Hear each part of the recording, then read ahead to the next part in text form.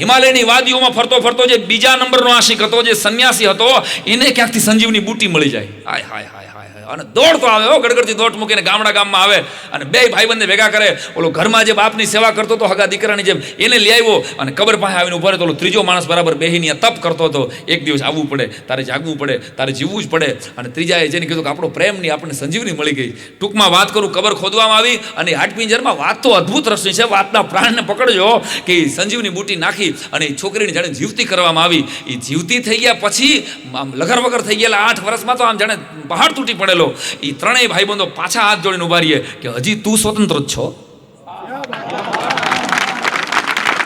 અમે 3 માંથી એકેય લગ્ન નથી કર્યા. પેલો આશિક છે, તારા બાપની સેવા કરી છે, મેં આ સંજીવની બુટી લઈ આવી છે, અને ત્રીજો આઈને બેઠો છે. હજી તું આજાદ છે, તું ઈચ્છા પડે એની સાથે લગ્ન કર, તું નક્કી કર.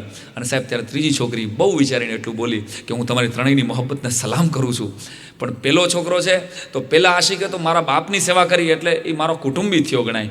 બીજો છોકરો છે, તું સંન્યાસી થઈ અને હિમાલયની વાદીઓમાં ગોતવા ગયો, તે મને જીવતી કરી એટલે તું તો મારો પિતા ગણા. પણ તમને બેમાંથી એકેની મોહબ્બતને સલામ, પણ તમને પેલા બેયને આશા નહોતી કે હું જીવતી થાઈશ. આ ત્રીજો મારો સાચો આશિક છે, જેને અપેક્ષા હતી, એની શ્રદ્ધા હતી, એનો વિશ્વાસ હતો કે હું એક દી જીવતી થાઈશ. આ મોહબ્બત છે. મોહબ્બત એક શ્રદ્ધા છે. વાલા, પેલા ભાગમાં મેં કીધું હતું કે બીજા ભાગમાં પ્રેમની વાત કરશું. એક આ પ્રસંગ, અને મને પૂછવામાં આવ્યો, અક્ષરની આંગળી જાળી પુસ્તકમાં એક કવિતામાં મેં કીધું કે પ્રેમ કોને કહેવાય, તો કયો એ તમારો પ્રેમ છે. મેં એક અછાંદસની 2-4 કડીઓ તમને યાદ કરાવું છું કે એ તમારો છોકરા છોકરીઓને બધાને લાગુ પડે છે કે તો મારા મતે પ્રેમ એક અવ્યાખ્યાયિત પદ છે. આખી રાતોની રાતો બેઠા રહે, કેસેટોની કેસેટો બનાવીએ તો આ વિષયને પૂરો ન કરી શકાય. પણ તો એ તમારો પ્રેમ છે. મને એમ લાગે કે આટલા વાક્યો તમારી સામે મૂકું છું કે જેની કાળી ભમ્મર મૂછોને યાદ કરી અને તમે તમારી આંખમાં કાજલ લગાડો છો, તો સમજી લેજો કે એ તમારો પ્રેમ છે. જ્યારે જ્યારે તમારા ફોનમાં કોઈનો પણ મિસ કોલ આવે છે, ત્યારે તમે જેને જેને મિસ કરો છો, સમજી લેજો કે એ તમારો પ્રેમ છે. એડા જો ઘાયલ ગણાય છે.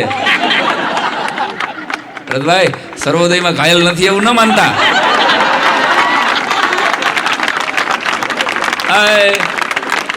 जिधर देखूं उधर इश्क के बीमार बैठे हैं, जिधर देखूं उधर इश्क के बीमार बैठे हैं, हजारों मर गए और सैकड़ों तैयार बैठे.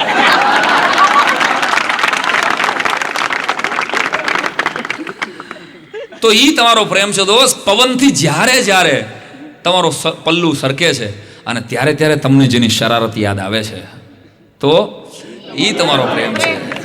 અરીસાની સામે જ્યારે તમે ઊભા રહ્યો છો, ત્યારે એ અરીસામાંથી ટીકીને કોઈની આંખો ફાડીને તમને જોઈ રહી છે, તો સમજી લેજો કે એ તમારો પ્રેમ છે. જ્યારે જ્યારે તમે ચોકલેટ તમારા મોઢામાં મૂકો છો, ત્યારે વર્ષો પહેલાંના ફ્રેન્ડશિપના પહેલાં પ્રપોઝની ચોકલેટનો મીઠો સ્વાદ તમને યાદ આવે છે, તો એ તમારો પ્રેમ છે. અને આવશે બધાનો માલ આવશે. આપણી પાસે હોલસેલની દુકાન છે બાપુ, બધાયના ફિટિંગ આવશે આમાં. તમે જો, રસ્તા પર કોઈ નથી હોતું. આ કડી સાંભળજો. રસ્તા પર કોઈ નથી હોતું ત્યારે તમને જેના બાઇકના ઓવરટેકનો ઇંતજાર છે, તો સમજી લેવું કે એ તમારો પ્રેમ છે. તમારા કારમાં કે તમારા સ્કૂટરમાં તમે જાતા હો છો, ત્યારે તમારી બાજુમાં ખાલી સીટ ઉપર સતત જે તમને અનુભવાય છે, તો સમજી લેવું કે એ તમારો પ્રેમ છે. જ્યારે જ્યારે તમે રડો છો, ત્યારે જેનો અદ્રશ્ય હાથ તમારા આંખના આંસુ લૂછે છે, તો સમજી લેવું કે એ તમારો. અરે દુનિયાનું કોઈ પણ ફૂલ જોઈ અને જેની વેણીમાં ટાંકી દેવાનું તમને મન થાય છે, તો સમજી લેજો કે એ તમારો પ્રેમ છે. નવી નકોર જોડી પહેરી અને સૌથી પહેલી જેને બતાવવાની તમને ઈચ્છા થાય છે, તો સમજી લેજો કે એ તમારો પ્રેમ છે. અને જેની મધમીઠી મુસ્કાન ફોરેનના પરફ્યુમ કરતાં પણ વધારે સુંદર છે, ખુશ્બુદાર છે, તો સમજી લેવું કે એ તમારો પ્રેમ છે દોસ્ત. ચૈત્ર વૈશાખના તાપમાં જેનો યાદ તમારા માટે છાંયો બની જાય, પોષની કડકડતી તાઠમાં જેનું સ્મરણ તમારા માટે હુંફાળો ધાબળો બની જાય, અને ચોમાસાના વરસાદના પહેલા છાંટા જેનો હાથ પકડીને તમને ઝીલવાનું મન થાય છે, તો સમજી લેવું કે એ તમારો પ્રેમ છે સાહેબ. અને જ્યારે હું આ પ્રેમની બીજા ભાગની આ વાત કરું છું, ત્યારે તમારી સામે હું નહીં પણ 20x20ની સ્ક્રીન ઉપર તમને જેનો ચહેરો દેખાય છે,